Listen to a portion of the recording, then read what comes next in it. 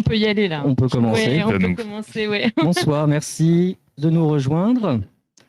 Qui commence à se présenter? Ah, on se présente, oui, on peut se présenter. On peut se présenter comme ça, dans cet ordre-là. Je m'appelle Eugène Rioux, je suis scénariste professionnel et membre du syndicat des scénaristes, comme mes camarades à ma gauche. Oui, alors moi, je suis Sophie Lodwitz, et pareil, je suis membre du syndicat des scénaristes et donc scénariste. Moi, je suis Rémi Grelot, je suis scénariste et réalisateur et je suis aussi cofondateur de Backstory, l'association qui représente des diplômés du master scénario de l'Université Paris-Nanterre et également au syndicat.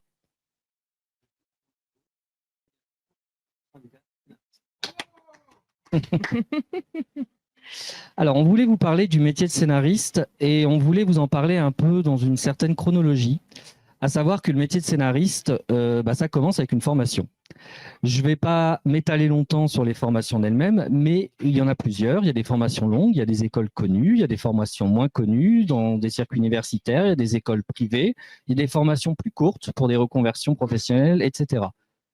Je suis moi-même enseignant en scénario et ce que j'ai pu observer ou en discutant avec d'autres enseignants en scénario ou en rencontrant d'autres étudiants, notamment issus du master dont je suis moi-même diplômé, c'est que c'est des formations qui permettent à la fois d'apprendre des compétences techniques d'écriture de scénario, à la fois de développer ses premières armes en tant qu'auteur, en tant qu'autrice, mais c'est aussi un lieu de développement d'une certaine culture anxiogène autour du métier de scénariste. C'est-à-dire que la plupart des formateurs, des formatrices, sont des personnes elles-mêmes professionnelles et qui mettent déjà dans la tête des étudiants, des étudiantes, l'idée que le métier est difficile. C'est une réalité, mais c'est une réalité qui est basée sur des expériences personnelles. Et il y a, à mon sens, peut-être un manque à penser du fait que dans ces formations, on laisse un peu la responsabilité aux personnes intervenantes de donner le là de ce que peut être une carrière de scénariste.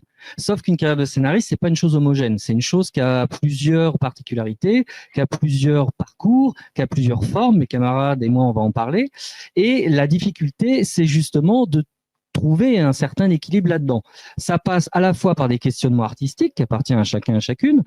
Ça passe par le choix des formats sur lesquels on accepte d'être scénariste, parce que scénariste, c'est pas que du cinéma, de la télévision, ça peut être également de l'animation, des fictions internet, numériques comme on dit, ça peut être du documentaire, ça peut être du jeu vidéo, ça peut être de la bande dessinée. Ça s'étale à la notion d'auteur de manière générale.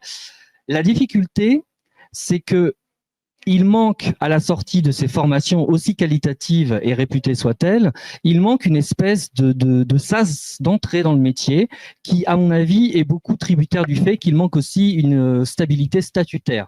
On va y revenir, mais l'idée, c'est que les scénaristes qui sortent d'un diplôme ne sont pas attendus par les entreprises qui leur promettent des CDI et des premiers contrats tout cuit dans le bec.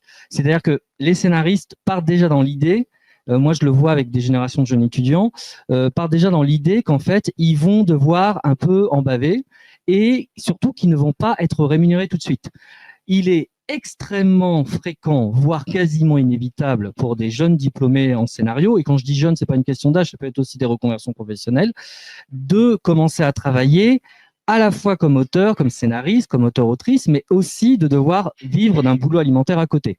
Dans le meilleur des cas, c'est un boulot alimentaire en production, en technique, qui permet peut-être d'obtenir un statut d'intermittence. Il y en a qui peuvent faire de l'enseignement. Si vous interrogez un scénariste ou une scénariste jeune en début de carrière, dans les 10 premières années de sa carrière, vous aurez souvent l'impression d'entendre des parcours complètement différents puisque tout le monde fait des choses différentes. Ce n'est pas des choix seulement de vie, même s'il peut y avoir des vraies passions à faire des métiers à côté, c'est aussi malheureusement des contraintes dû à la grande précarité du métier de scénariste. Parce que scénariste, c'est un travail qui nécessite de donner du temps, de donner de soi, et également de ne pas toujours gagner de l'argent. Mes camarades vont pouvoir y revenir, mais justement, la très grande difficulté, c'est les premières fois, les premiers contrats, la première négociation de contrat, les premiers droits d'auteur, les premières aides à l'écriture. Les scénaristes commencent à courir après des aides, commencent à courir après des résidences. Parfois, beaucoup, même souvent, sont interdites à des scénaristes qui n'ont pas encore les grades d'une certaine expérience, qui n'ont pas encore fait un court-métrage diffusé dans les festivals de catégorie 1 pour le cinéma, par exemple. Il peut y avoir plein de contraintes comme ça. Et On entend en général des enseignants en scénario, donc encore une fois des professionnels qui ont des expériences particulières, prévenir les étudiants et les étudiantes, attention, vous allez peut-être mettre 10 ans, moi c'est le chiffre que j'entends le plus souvent, vous allez mettre en moyenne 10 ans à stabiliser une carrière. Mais stabiliser une carrière, qu'est-ce que ça veut dire? C'est des questions complexes et la réalité, c'est que les étudiants, les étudiantes eux-mêmes ne savent pas exactement ce qui les attend. Ils savent qu'il y a une précarité, mais ils ne connaissent pas bien le métier, ils ne connaissent pas bien le statut du métier, ils ne connaissent pas bien les armes, s'il y en a, juridiques qui se présentent à eux, à elles, et ils arrivent dans un certain climat d'inconnu dont vous allez nous parler, chers amis. Juste très rapidement compléter ce que disait Rémi. Mon sentiment, c'est que s'il y a un tel angle mort dans l'information, quand les étudiants ont des questions, ce qui les attend, parce que cet angle mort, il existe dans toute la... Oui. Parce qu'il n'y a pas de... Oui. Personne ne sait vraiment comment ça va se passer. Donc on dit aux étudiants, vous verrez. Vous verrez sur le tas et bon courage. Bon, vous verrez, ça va être dur. Et bon courage, effectivement. Oui, c'est vrai que alors je me permets d'enchaîner à la suite sur une fois qu'on a stabilisé sa carrière ou plus ou moins. Et si on est là ce soir, c'est dans le cadre de la nuit des artistes auteurs, des artistes autrices, c'est pour parler de la question du statut et de notre absence de statut, en fait. L'idée, c'est que, un petit rappel, c'est que les scénaristes ne sont pas intermittents. C'est un premier rappel. Parfois, on oublie de le dire, mais c'est que nous, dans notre... je vais un peu parler de l'industrie et ensuite de ce qu'on a en commun avec tous les autres artistes-auteurs, artistes-autrices, parce qu'on est aussi là pour ça, mais nous, dans notre industrie, en fait, les scénaristes sont les seuls à avoir le statut d'artiste-auteur, qui est un statut hybride. C'est-à-dire que nous n'avons pas d'intermittence et nous ne sommes pas des techniciens comme les autres. Nous sommes les auteurs des films ou des séries ou des séries d'animation, des documentaires, etc. Et on est vite confronté, même quand on a stabilisé une carrière, à un concept qu'on va appeler un concept d'intranquillité, c'est-à-dire que on est obligé, pour s'assurer un revenu minimal ou même un bon revenu, il n'est pas forcément question que de précarité, mais en tout cas il est question que nos carrières sont toujours hachées. Elles sont, on est obligé de cumuler des projets différents parce que le nerf de la guerre, c'est le temps et le temps de travail qu'on consacre à nos projets. Le problème, c'est que ce temps de travail, il n'est pas rémunéré ou presque pas rémunéré. Quand on a une commande ou même quand on n'a pas une commande, quand on propose quelque chose, le temps de la création n'est pas rémunéré puisque nous sommes payés en droit d'auteur et qu'on a une avance sur nos droits d'exploitation. Donc en fait, on contracte une dette auprès des producteurs qu'on rembourse après sur l'exploitation du film ou de la série. Ce qui crée en fait un problème majeur pour notre industrie, c'est qu'on a peu de temps à consacrer sur nos projets, là où on aurait besoin d'espace pour donner de la qualité au projet. Et de la même manière, on va devoir faire une consultation par là, faire une bible de série par ici, développer un synopsis de long métrage et cumuler tous ces projets les uns avec les autres pour essayer de s'assurer une visibilité. Donc, quand on parle de la question de l'intranquillité, c'est qu'on ne sait jamais où on va être dans 3 mois, dans 6 mois, dans 1 an, dans 2 ans. Et ça, encore une fois, parce qu'il faut bien il faut se mettre quelque chose en tête, c'est que ce n'est pas que des questions de scénaristes débutants ou de scénaristes installés. C'est-à-dire que ça peut arriver à tout moment de la carrière. Et le problème, c'est que comme on n'a pas un statut unifié, comme on n'a pas pour l'instant de négociation générale sur le cadre du travail, alors déjà, ce soir, on aura moins le temps d'en parler, mais on est aussi peu protégé juridiquement dans nos métiers. Mais ça, je fais une petite incise.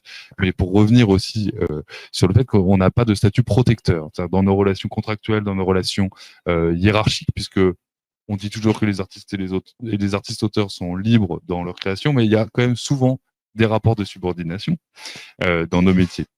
Mais voilà, je ne sais pas si quelqu'un veut rebondir là-dessus, sur cette question du fait qu'on est toujours obligé de jongler pour en fait avoir un petit peu de stabilité et que ça, c'est même après le début d'une carrière, même bien longtemps après, parfois au milieu d'une carrière aussi.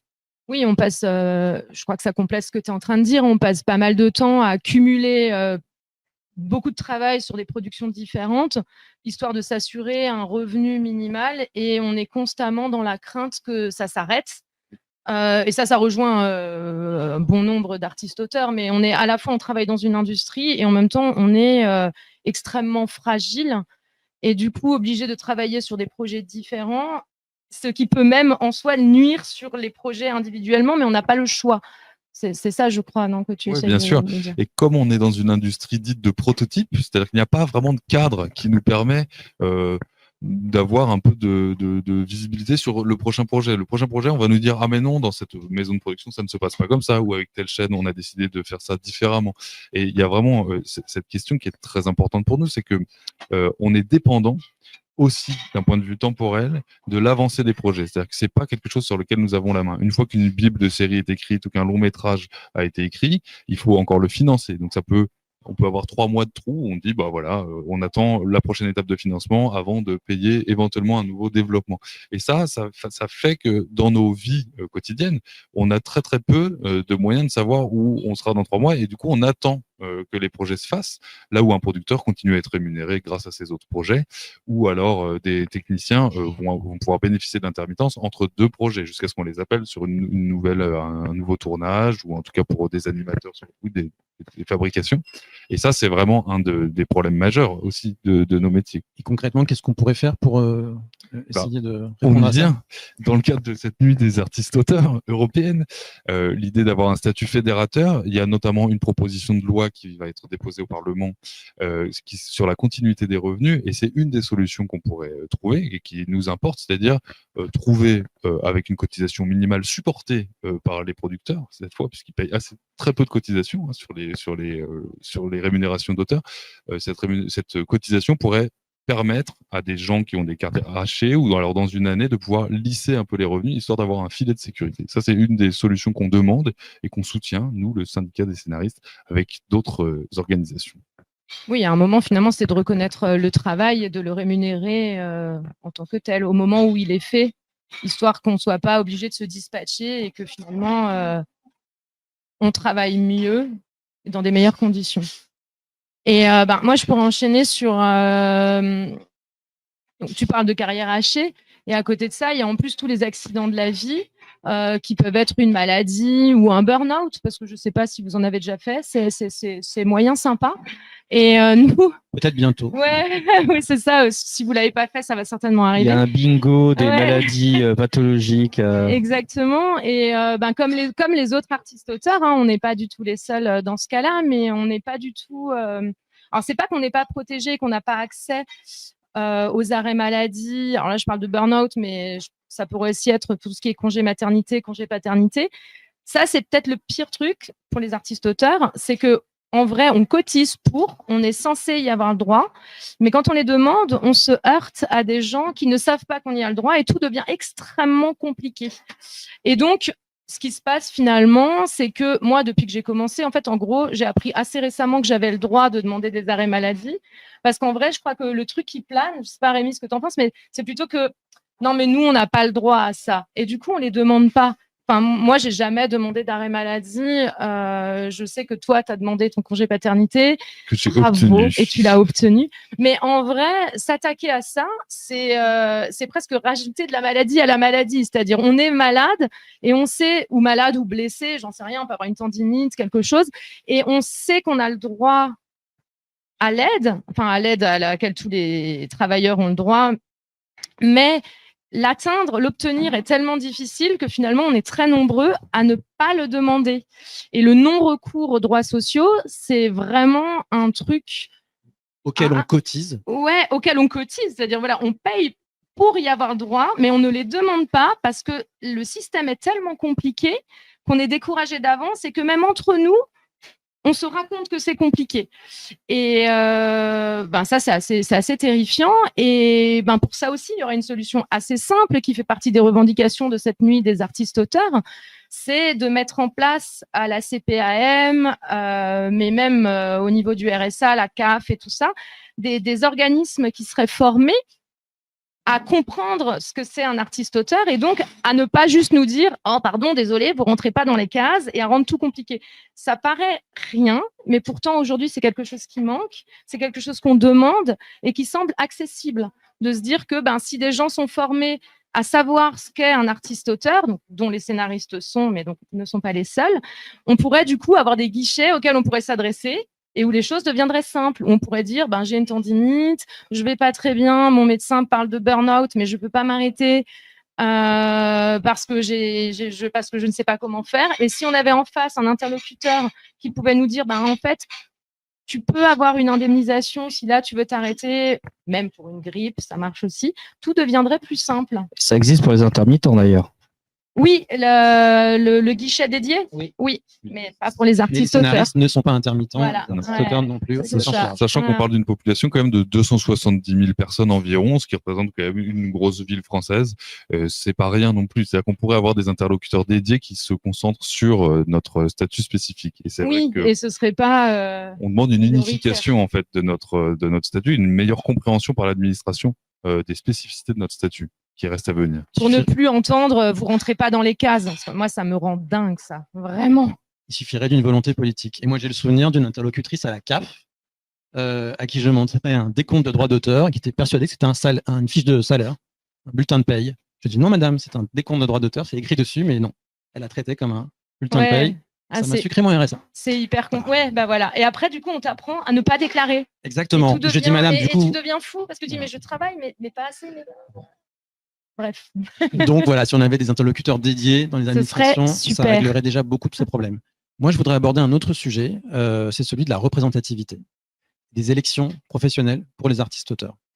J'ai un souvenir, c'est que quand j'étais gamin, mon père, qui était agent administratif dans des lycées, était délégué syndical. À ce titre, il avait droit à une demi-journée par mois où il était payé par son administration, normalement, mais où il s'occupait uniquement de questions syndicales et il avait des réunions avec son syndicat. Alors ça n'existe pas pour nous, pour les scénaristes et pour les artistes auteurs. Non seulement on n'a pas droit à ça, mais on n'a même pas d'élection professionnelle pour élire nos représentants. C'est-à-dire que dans la plupart des métiers, les travailleurs, les salariés ont la possibilité de voter, pour choisir leurs représentants parmi les différentes organisations syndicales qui existent, pour qu'ensuite leurs représentants non seulement les défendent au sein de l'entreprise, mais aussi siègent au sein des organismes sociaux qui gèrent leur sécurité sociale, leur retraite complémentaire et tout un tas d'autres organismes de ce type. Pour nous, pour les artistes-auteurs et pour les scénaristes en particulier, mais pour les artistes-auteurs au sens large, c'est pas du tout comme ça que ça se passe. On n'a pas d'élection professionnelle. Il y a des organisations d'auteurs. C'est une espèce de terme un peu vague qui existe et qui est régulièrement utilisé pour maintenir une espèce de flou autour de ça, qui se considèrent elles-mêmes comme représentatives des auteurs et qui sont les interlocuteurs du ministère de la Culture. Et c'est le ministère de la Culture qui choisit ces interlocuteurs en décidant, OK, pour telle profession, on va parler à telle organisation, pour telle autre, on va parler à telle autre, etc., etc. Ces gens n'ont jamais été élus pour ça, n'ont jamais été désignés par les artistes-auteurs pour ça. C'est eux qui sont reçus au ministère et c'est eux qui siègent parfois aussi dans les organismes sociaux qui gèrent nos retraites, qui prennent des décisions pour nous. Qui prennent des décisions en notre nom, qui parlent en notre nom, alors qu'ils n'ont pas été élus pour ça. Ça, pour moi, c'est l'une des principales raisons pour laquelle je me mobilise pour cette nuit des artistes-auteurs et pour ce statut d'artiste-auteur européen. Parce que je ne comprends pas qu'on puisse, tu disais le chiffre à peu près, la population... Environ 270 000 artistes-auteurs. Voilà, environ 270 000 artistes-auteurs qui n'ont pas la possibilité de choisir leurs représentants. Alors qu'il y aurait une solution, j'ai envie de dire un truc peut-être un peu rapide, mais très simple. C'est peut-être pas si simple que ça, mais en tout cas, c'est faisable. Imposer des élections professionnelles et définir des critères de représentativité précis pour qu'on sache exactement qui parlera au nom des artistes-auteurs auprès des pouvoirs publics, auprès des institutions européennes. Ça s'appelle la démocratie, en fait, au sein d'une profession. Ça n'existe pas pour nous. On n'y a pas droit, on est condamné à être... Il y a un côté extrêmement infantilisant à ce que les organisations qui, en général, sont dirigées par des juristes, par des gens qui ont une expertise dans leur métier, mais qui ne sont pas des artistes-auteurs, mais qui s'imposent d'eux-mêmes auprès des pouvoirs publics comme étant les représentants des artistes-auteurs.